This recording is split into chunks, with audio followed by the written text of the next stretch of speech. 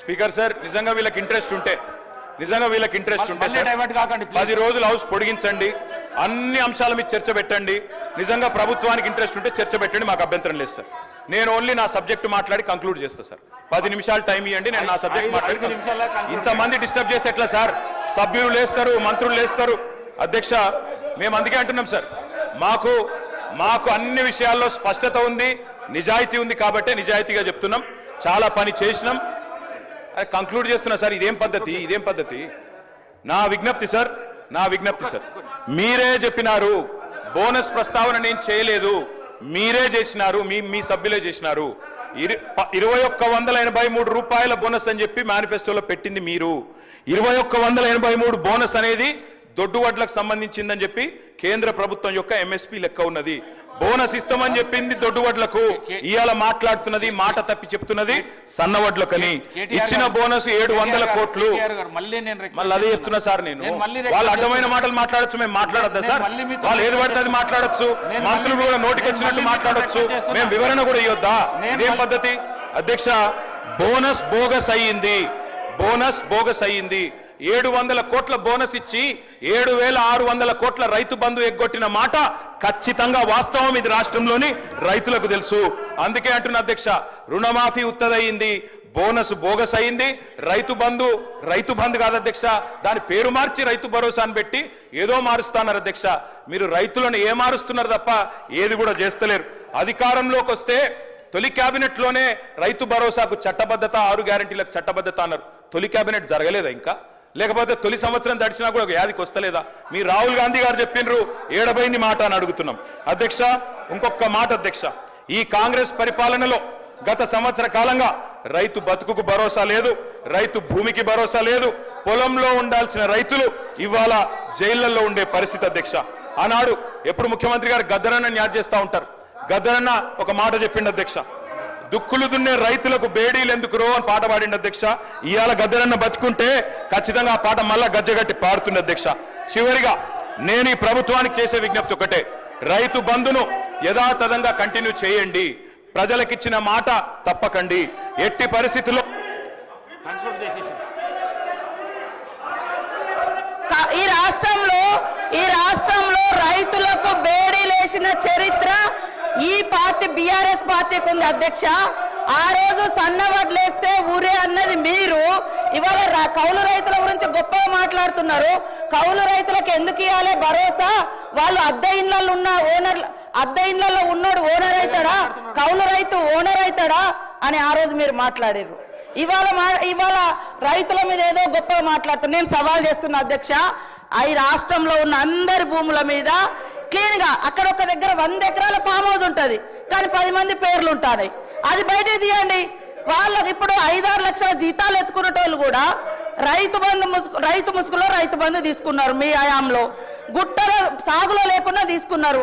మాలాంటి ఏరియాలలో మోకా మీద ఉండి సాగు చేసినా కూడా పట్టా లేకుంటే వాళ్ళకి మీ హయాంలో ₹1 రాలే, కానీ వాళ్ళు పంట పండించారు. మీరు ఇచ్చింది రైతు బంధు, రైతు పెట్టుబడి కాదు, పట్టా పెట్టుబడి ఇచ్చారు. పట్టా ఉంటేనే ఇచ్చారు ఆ రోజు, కానీ కౌలు రైతులకు ఇయ్యలే, చిన్న సన్నకారు రైతులు పట్టా లేనటువంటి వాళ్ళకి ఇయ్యలే. అదేవిధంగా రైతు రుణమాఫీ గురించి గొప్ప చెప్తున్నారు. మీరు అనేక మందిని మీరు చేసినటువంటి రుణమాఫీ వడ్డీ మాఫీ అయింది, రుణమాఫీ కాదు, అది వడ్డీ మాఫీ.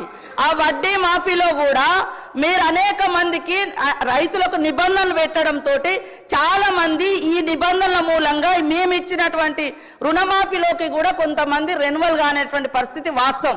అలాంటి వాళ్ళే ఆగింది. అది 2014 నుంచి కొనసాగుతూ వస్తుంది. మీరు చేసినటువంటి రుణమాఫీ నిబంధనలు కొనసాగుతూ వస్తున్నాయి కాబట్టి అది గుర్తుపెట్టుకోండి. మీరు అన్ని బాగా చేసినాక 30,000 కోట్ల రైతుల రుణమాఫీ కాకుండా ఎట్లున్నాయి? మీరు అన్ని రైతులను రాజులను చేసిర్రు, రైతు బంధు ఇచ్చిర్రు, అన్ని చేసినాక మళ్ళీ 30,000 కోట్ల రూపాయలు వాళ్ళ మీద ఎందుకు భారమైంది? ఎందుకు రుణాలు మిగిలినాయి? అది చెప్పండి. కాబట్టి ఇవాళ కేటీఆర్ గారికి ఒకటే అడుగుతున్నా, మీరు 10 ఏళ్లలో భూమి లేనటువంటి ఒక్క పేదింటి బిడ్డలకు మీరేమిచ్చారు? ఓకే, 100 ఎకరాలు ఉన్నోళ్ళ గురించి అన్ని ఇవ్వాలి, లక్షల జీతాలు వచ్చినా అన్ని ఇవ్వాలి అని అంటున్నారు. మరి పేదోడికి మీరు ఈ 10 ఏళ్లలో కనీసం ఉచితంగా కరెంట్ ఇయ్యలే, కనీసం ఇవాళ ఉచితంగా ఎర్ర బస్ ఫ్రీ ఇస్తే కూడా మీరు ఓర్వలేకపోతున్నారు. అదేవిధంగా వాళ్ళకి 10 ఏళ్లలో ఏమి ఇచ్చిర్రు? భూమి లేని వాళ్ళకి ఏమి ఇచ్చారు? మేము ఇప్పుడు భరోసా కింద 12,000 రూపాయలు పెట్టినాం. ఉచితంగా కరెంట్ ఇస్తున్నాం. వాళ్ళ ఆర్థిక భారాన్ని తగ్గించడం కోసం, కుటుంబ భారాన్ని తగ్గించడం కోసం పేదింటి బిడ్డలకు, ఆడబిడ్డలకు 500 గ్యాస్ చేసినాం. మీరు ఎందుకు చేయలేదు? మరి మేము ఉచితంగా బస్సు పెడితే గగ్గోలు పెడుతున్నారు, ఉచితంగా 200 యూనిట్ల కరెంట్ ఇస్తే గగ్గోలు పెడుతున్నారు. కాబట్టి మీ వైఖరి ఏందో స్పష్టం చేయండి. మీ వైఖరి ఏందో అంటే అందరికీ వాళ్ళు 100 ఎకరాల ఫామ్ హౌస్లు ఉన్నా కూడా ఇవ్వండి అని అంటారా? అదే చెప్పండి. నేను ఈ సందర్భంగా కూడా మా వ్యవసాయ శాఖ మంత్రి గారిని కోరుతా ఉన్నా, దయచేసి ఎవరెవరికి ఎంతెంత పోతుందో ఆ వివరాలు మొత్తం గ్రామాలలో పెట్టాలి. ఏ కుటుంబానికి ఎంతెంత రైతు బంధు పోతుంది, ఎవరెవరిది ఎంత అనేది వివరాలు బయట పెట్టాలి. పేదవాళ్ళకి ఆ ఊర్లలో ఏమేమి వచ్చినాయో కూడా బయట పెట్టాలని కోరుతా ఉన్నా. కన్క్లూడ్ చేయండి ప్లీజ్. కంక్లూడ్ చేస్తానంటే కూడా చేయనిస్తలేరు సార్. కన్క్లూడ్ చేయండి అధ్యక్ష. వారు చెప్పిన దానికి మేము చెప్పిన దానికి తేడా ఏముంది సార్? మంత్రి గారు చెప్పారు. మంత్రి గారు అన్నారు మరి 30,000 కోట్ల రుణం ఎందుకు వచ్చింది అన్నారు. ఎందుకు వచ్చిందంటే మీ ముఖ్యమంత్రి గారు చెప్పిండ్రు. ఏం చెప్పిండ్రు? స్పష్టంగా చెప్పారు. కేసీఆర్ గారు ఏమనుకుంటుండంటే ₹1,00,000 రుణమాఫీ చేసిన కదా వాళ్ళంతా నాకే ఇస్తారు అనుకుంటుండు. కానీ ఆ ₹1,00,000 రుణమాఫీ అయిన వాళ్ళు కూడా మీరు అర్జెంటుగా బ్యాంకు కురుకుని 2 లక్షలు తెచ్చుకోండి, నేను రాగానే December 9 నాడు సంతకం పెడతా అని చెప్పిందే రేవంత్ రెడ్డి గారు. నేను వేరే చెప్తున్నాను, వీడియో చూపెట్టమంటే చూపెడతా. ఆయన వల్లనే జరిగింది అధ్యక్ష. ఇంకొక మాట అధ్యక్ష, ఇప్పుడు ట్రైనింగ్ అన్న చక్కగా ఇవ్వాలి మీ ఎమ్మెల్యేలకు. నేను ముఖ్యమంత్రి గారిని కోరుతున్నా, మీరేమో 100% రుణమాఫీ జరిగిందని మీరు చెప్తారు, వెనకకెళ్ళి మీ ఎమ్మెల్యేలు వేసేమో నాకు 70% అయిందంటారు, బయటనేమో రైతులు చారణ కాలేదని బయట రైతులు అంటున్నారు. ఏది కరెక్టో మీరు తెలుసుకోండి ముందు. 25% అయిందా, 30 అయిందా, 40 అయిందా, 70 అయిందా, 100 అయిందా? చివరిగా అధ్యక్ష నేను ఒకటే చెప్పి ముగిస్తా అధ్యక్ష. మేము ఈ ప్రభుత్వాన్ని ఒకటే కోరుతా ఉన్నాం. రైతు బంధు విషయంలో నేను నేపథ్యం చెప్పిన, తెలంగాణలో పెద్ద రైతు చిన్న రైతు అనే తేడా లేకుండా, ఉద్యోగస్తుడు లేదా ప్రైవేట్ ఉద్యోగి అనే వ్యత్యాసం లేకుండా, భూ యజమాని ఎవరుంటే వారికి వ్యవసాయ స్థిరీకరణ కోసం ఆనాడు తెలంగాణలో సాగు బాగు కావాలనే ఉద్దేశంతో మేము పనిచేసినాం. అందరికీ రైతు బంధు ఇచ్చినాం. మీరు కటింగులు పెట్టదలుచుకుంటే అది మీ ఇష్టం, మీ విఘ్నత. మేము ఆనాడు అందరికీ ఇచ్చే ప్రయత్నం చేసినాం.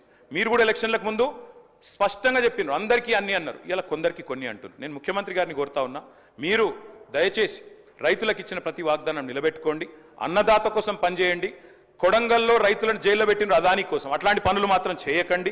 అదేవిధంగా కేవలం కుటుంబం కోసం, అనుమూల కుటుంబం కోసం, బావమరిదికి అమృతం కోసం పనిచేయవద్దని ముఖ్యమంత్రిని పాయల్ శంకర్ గారు. అబద్ధాలకు బ్రాండ్ అంబాసిడర్లు. నువ్వు మాట్లాడు, రైతు భరోసా గురించి మాట్లాడు, రైతు భరోసా మీద చేయి. మేము అడగకుండా ఇవాళ 2 లక్షల రూపాయల రుణమాఫీ 25 లక్షల మందికి, భారతదేశంలో చిన్న రాష్ట్రమైన అప్పులు చేసినా మీరు ఇవాళ ఒక్కొక్క పైసా కాపాడుకుంటూ 25 లక్షల మంది రైతులకు మా ముఖ్యమంత్రి గారు ఒక్కసారే రుణమాఫీ చేసిండు.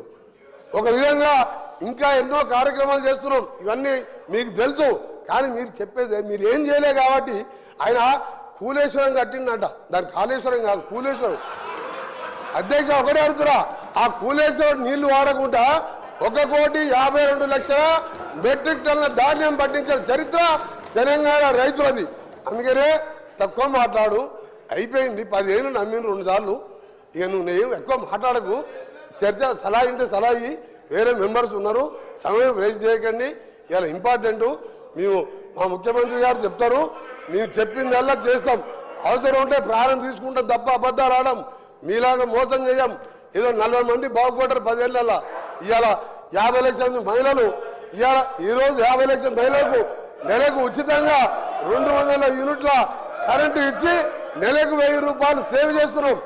50 లక్షల మంది కుటుంబాలకు, పేదవారికి చీకట్లో మగ్గుతుంటే ఈరోజు 200 యూనిట్లు ఉచిత కరెంట్ ఇచ్చి సేవ్ చేస్తున్నాం. అలాంటి మెచ్చుకోవాలి మీరు. ఒక్క మంచి పని చేయలే. Don't waste the time. అధ్యక్ష మీరు కూడా లిమిటెడ్ టైం పెట్టండి. చాలా మంది మెంబర్ ఉన్నారు. నేను on behalf the house I'm requesting honourable KTR గారు, మేనిఫెస్టో మళ్ళీ మాట్లాడదాం. మళ్ళా సెషన్ ఉంది. మీ నాయకులు రమ్మను. అబద్ధాల మేనిఫెస్టో